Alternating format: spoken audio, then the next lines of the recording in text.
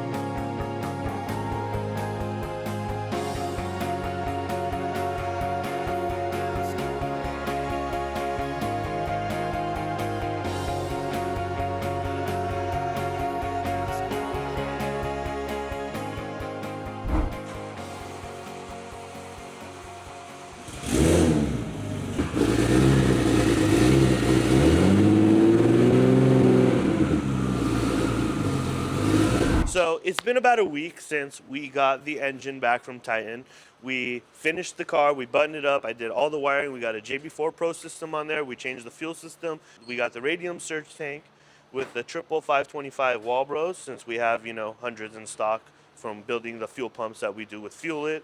We got the ice tank mounted. You guys saw that previously. Those are the few main things that we added onto the car while we're doing the built motor. Right now, it still has the 7275 next gen. We've seen people max this out at around 1200 horsepower. So let's start the tuning on wastegate and go up from there. Now that we are on the dyno, we're going to put a file that Terry sent us. We're gonna flash this. This one is a collaboration with Terry and Yerbal from GTP. So let's see how this base file does so far. I just loaded it up. I already have all my options set in the MHD, so I'm gonna leave those alone. And then we'll go ahead and click map right. Make sure we're connected with the Wi-Fi, connected to the MHD dongle. You can get that from our website, burgertuning.com. We'll go ahead and do our baseline after we wait 30 seconds.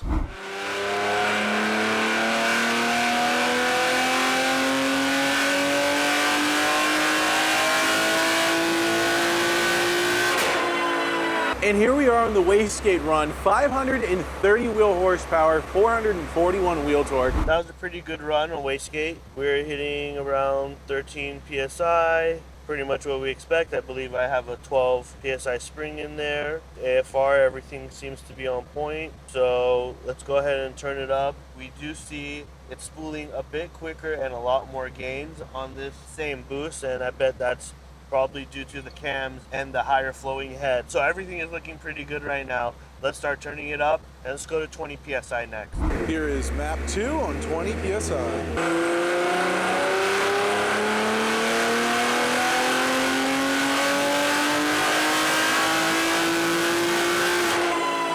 And here we go on map 2 on 20 pounds of boost, 648 wheel horsepower, 586 wheel torque. That is an 84 wheel horsepower jump from the last map. Sweet, this is map 2.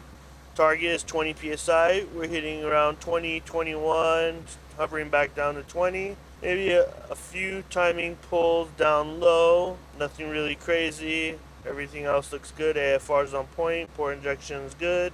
High pressure is good. Yeah, those cams are definitely moving a lot of air and fuel. So let's go up again on another map. Raise boost again. Let's see how much more power we can get. Here is map 4 on 28 PSI.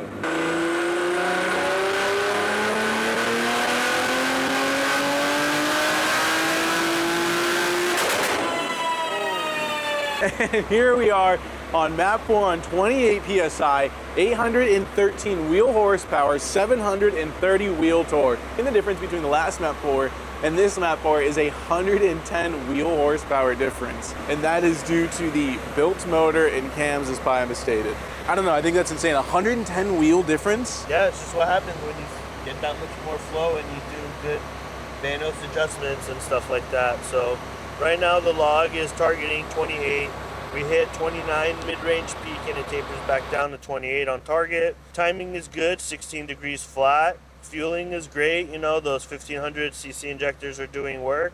IATs are pretty stable, even with such high boost. So it's not too bad, you know, on these fans that we have, but let's keep turning up the boost. Let's go up to 32 PSI next. Here is map 5 on 32 pounds of boost.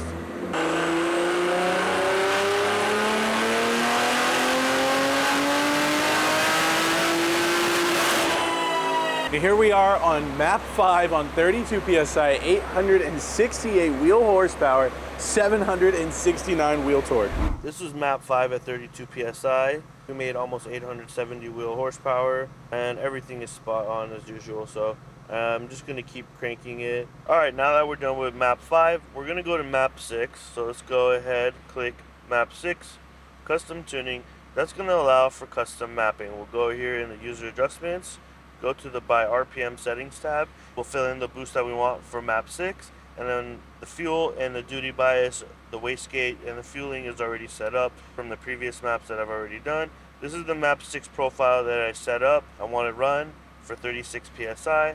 Now let's go ahead and see how much 4 pounds of boost is gonna do from the previous map 5. Here is map 6.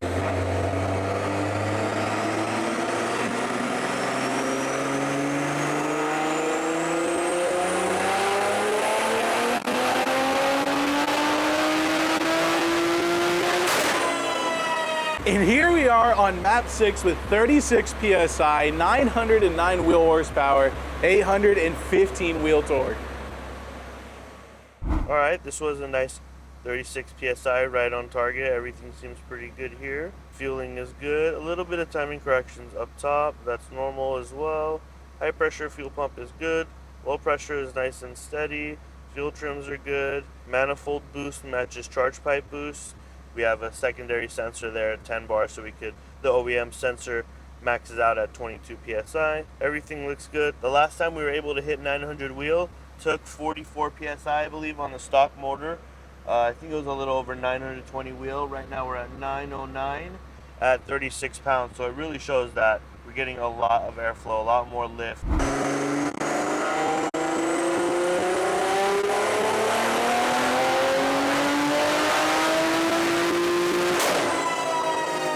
And there we have it on map 6, 38 pounds of boost, 966 wheel horsepower, 868 wheel torque. Around, 38 pounds of boost. I'm targeting 40. Probably needs a little more wastegate duty cycle, but that's a lot of power. This is probably the limitations. The injectors were around 75, getting closer to 80% duty cycle, which at that point I believe we have it set to going static. So we don't want that. So it's time to go from the 1500 D-Schwartz injectors to a larger set. Now we're gonna let the car cool a little bit. We're gonna go head out to lunch, but this is what I wanted to show you. We got the injector dynamics, 2600 cc injectors. That's what you need when you're going over 1,000 horsepower on these on full E85. I'm sure we could have gone away with making around 1100, 1050 on it with the 1500s, but since this is a race car and we're gonna eventually go up a size on the turbo, we want to make sure we have all the fueling so we don't have to do this again.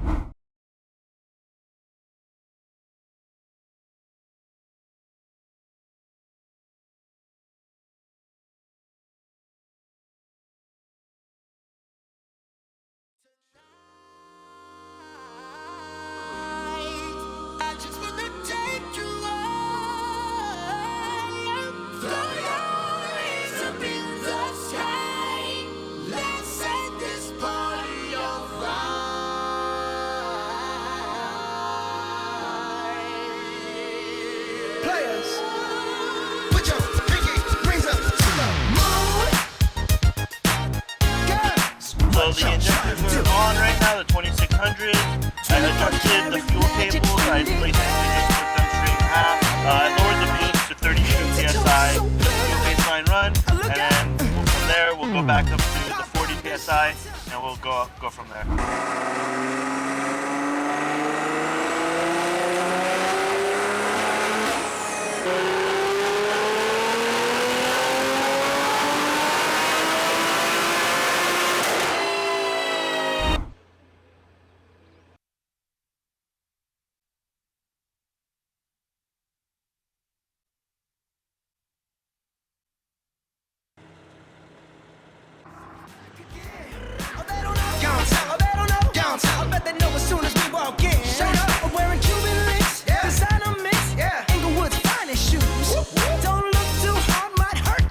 Known to give the color red the blues. Woo, shit. I'm a dangerous man with some money in my pocket. Keep up. So many pretty girls around me and they're waking up the rocket. Keep up. Why you mad? Fix your face. Ain't my fault they only jacking. Keep up. Players on there. Come on. Watch out. Girls, what y'all trying to do? 24 karat magic in the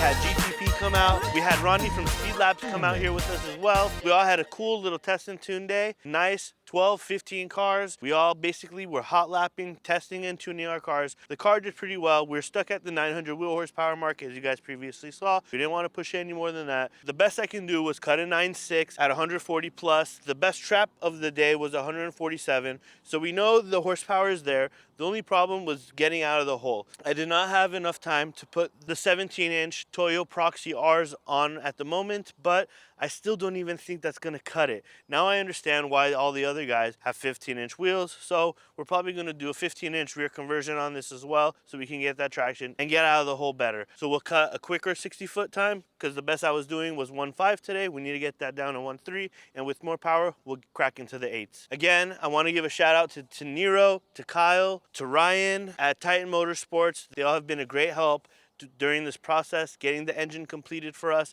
It's been running like a champ, even though we've barely thrown boost at it. Thanks for watching. Like, subscribe, and comment. Don't forget, get our merch and buy our gear.